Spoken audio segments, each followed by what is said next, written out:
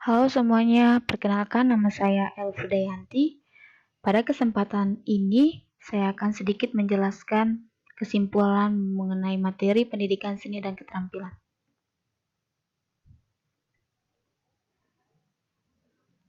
Ya, di sini saya akan menjelaskan dari ke-6 ini. Langsung saja ke materi pertama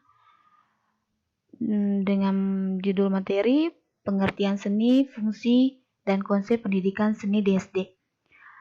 Beraneka-ragaman kebudayaan bangsa Indonesia yang mempunyai warisan budaya berupa seni rupa, seni kriya, keramik, dan lain-lain. Budaya dan seni yang terkandung merupakan identitas suatu bangsa yang berasal dari berbagai suku bangsa di Indonesia, menjadikan budaya unik. Dengan adanya keberagaman suku, maka terdapat beragam budaya menjadi ciri khas dan penghormatan terhadap nenek moyang yang harus dipatut dibanggakan serta menjaga kelestarian budaya bangsa sebagai bentuk apresiasi terhadap warisan budaya. Demikian, pengertian seni ialah proses yang sengaja mengatur unsur-unsur emosi mencakup suatu cara menarik indera atau ciptaan dan cara berekspresi termasuk musik, tarian, sastra, dan lain-lain. Dengan fungsi seni seperti sarana kesenjangan dan hiburan, sarana pernyataan jati diri, sarana terapi penyembuhan, sarana pemulihan ketertiban, sarana simbolik yang mengandung kekuatan magis berdasarkan konsep pendidikan seni yang memiliki segala usaha untuk meningkatkan kemampuan kreatif ekspresif anak didik dalam mewujudkan kegiatan artistiknya mendasari aturan-aturan estetika bertujuan untuk menciptakan cipta rasa keindahan dan kemampuan mengolah, menghargai seni.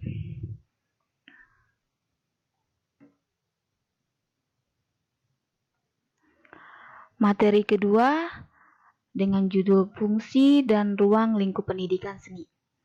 Pendidikan seni merupakan kontribusi terhadap pengembangan individu antara pengembangan mental, emosional, kreativitas, estetika sosial, dan fisik yang identik dengan keindahan, kesenangan, rekreasi, kepekaan, daya produksi, kesadaran berkelompok, dan daya cipta melalui kegiatan permainan dengan memiliki fungsi pendidikan seni sebagai penunjang kebudayaan dan perkembangan peserta didik seperti media ekspresi, komunikasi, bermain, pengembangan bakat seni, kemampuan berpikir, dan memperoleh pengalaman estetis.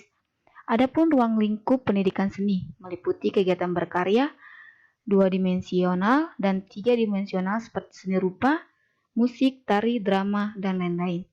Dengan mendasari kegiatan menggambar, mencetak, menempel, dan berkarya, seni rupa dimensional lainnya yang menyenangkan siswa terhadap media, cara-cara sederhana dapat dikembangkan dalam kegiatan belajar mengajar keseharian-hariannya, serta kegiatan mematung, membentuk, merangkai, dan menyusun dari berbagai media dengan cara-cara pengembangan kreativitasnya yang menyenangkan. Materi yang ketiga yaitu kurikulum pendidikan seni di SD. Pendidikan seni di Indonesia telah mengalami berbagai pembaharuan kurikulum dari setiap waktu ke waktu untuk guna meningkatkan kualitas pendidikan seni yang dilakukan usaha pemerintah secara sentral, sistem pelaksanaan dengan penyempurnaan kurikulum seperti cara evaluasi setiap periodenya untuk menghadapi perkembangan masyarakat, ilmu pengetahuan, teknologi, dan dinamika kebudayaan secara keseluruhan. Dengan demikian, fungsi kurikulum pendidikan seni meliputi memfasilitasi pemenuhan diri siswa, mentransmisikan warisan budaya, dan mengembangkan kesadaran sosial dengan tujuan yang pertama, tanggapan dan ekspresi personal atau PMB, seperti membangkitkan gagasan ekspresi personal, memodifikasi gagasan untuk ekspresi visual, memanfaatkan media untuk ekspresi seni. Yang kedua, kepedulian terhadap warisan artistik seperti membangkitkan gagasan untuk berkarya, menggunakan kualitas visual untuk ekspresi, menggunakan alat dan media, mempersepsikan dan mendeskripsikan seni, serta menguji dan menilai karya-karya seni. Materi yang keempat, Karakteristik perkembangan anak di SD.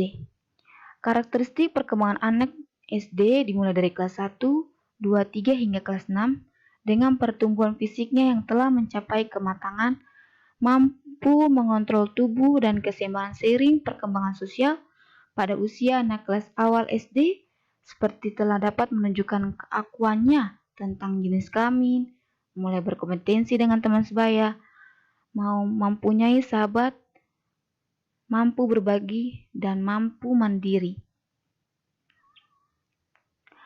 Materi yang kelima, karakteristik seni rupa anak di SD.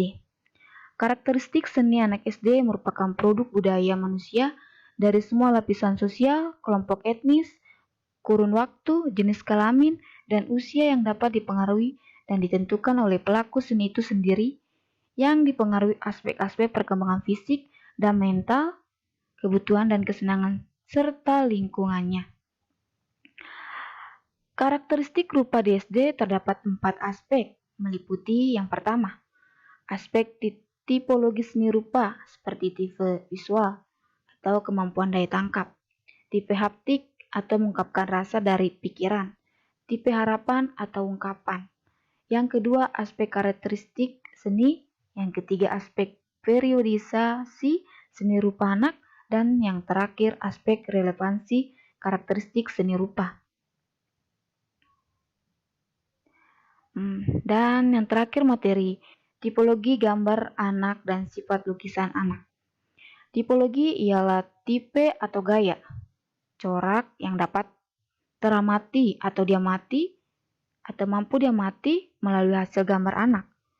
Jadi, apa yang digambar anak merupakan cermin dari apa yang semula ia tangkap dan kemudian dirasakan oleh anak dengan berbagai macam, meliputi organik, liris, atau realistis, impression, polaritmis, bentuk yang bersusun, skematik, haptik, ekspresionis, enumeratif, dekoratif, romantik, dan khayalan. Adapun sifat lukisan anak ialah memiliki keunikan dibandingkan dengan orang dewasa, karena anak memiliki keaslian dalam tata ungkapan emosinya dalam bentuk gambar atau karya seperti ideografisme, stereotip, atau otomatisme, gejala finalitas, perubahan atau lipatan, transparan, juxtaposisi, sinertis atau setangkap, proporsi, dan lukisan bersifat bercerita. Mungkin itu saja hasil penjelasan dari saya. Kurang lebihnya mohon dimaafkan. Sekian dan terima kasih. Sampai jumpa kembali.